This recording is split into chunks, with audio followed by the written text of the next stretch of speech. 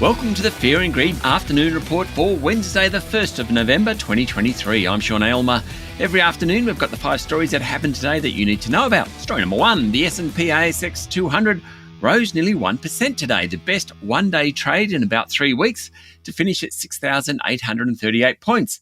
After the technical correction in the market on Monday, the ASX has bounced. The real estate investment trusts were among the best performers, led by Goodman Group, which jumped 3.5%. Healthcare, energy, materials, industrials and consumer discretionary stocks also outperformed. In terms of individual companies, the big miners did well. The banks were underperformers, though they ended up on the day, while the retailers were mixed. Some of the tech stocks also ended lower. In corporate news, Regal Partners' share price jumped 6% after the group bought a 50% stake in Taurus Funds, taking Regal's funds under management to $8 billion. Orica shares dropped on news it was suing CF Industries in the US about an ammonium nitrate contract. CF Industries also filed a lawsuit against Orica. Amcor's share price jumped 2% after the packaging group confirmed its previous earnings guidance.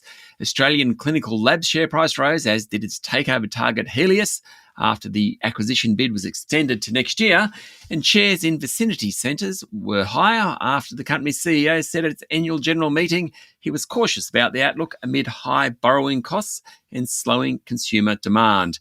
Finally, in bond markets, traders have now priced in a 67% chance of a rate increase next week, and surveys of economists show that overwhelmingly members of the dismal science expect a rate hike.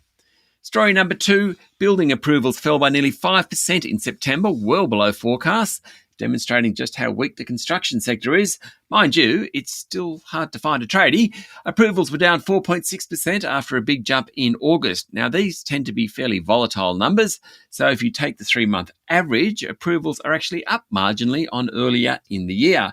However, they are well below their peaks of a couple of years ago and still below long-run averages. Building approvals are running at about 167,000 a year, which is well below the population growth. It isn't all bad news for the sector, given the COVID-induced delays. There's still a pipeline of construction to begin, and some materials prices have come down as well.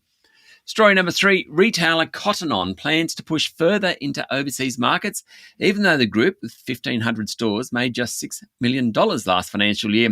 Cotton On was founded by Tanya Austin and her former husband, Nigel Austin, back in 1991. It now has 8 brands across 22 countries, including Factory, Typo, Supre, and of course, Cotton On.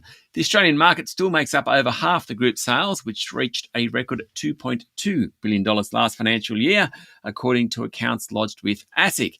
But the bottom line was hurt by higher rent and finance expenses, as well as a jump in materials costs and wages, according to a report in the Financial Review. Story number 4, Aussie Broadband will grab a bigger share of the voice communications market after local software group Symbio agreed to a $262 million takeover. Aussie Broadband's bid trumped previous offers from rival telco group Superloop. Aussie Broadband Managing Director and co-founder Philip Britt said Symbio would help expand the telcos group's businesses and diversify its operations. Now, Symbio provides technology that enables people to make voice calls over the internet and phone numbers that can be used by people dialing into a Zoom or Microsoft Teams meeting. Very handy, that. And story number 5, the Israeli military said that 9 soldiers have died in Gaza fighting, while at least 50 Palestinians and a Hamas commander were killed overnight after Israeli airstrikes hit a densely populated refugee camp. Medics struggled to treat the casualties in the enclave, where food, fuel and basic supplies are running scarce. An Israeli Defense Force statement said the Hamas commander killed was pivotal in the planning and execution of the October 7 attacks, according to Reuters.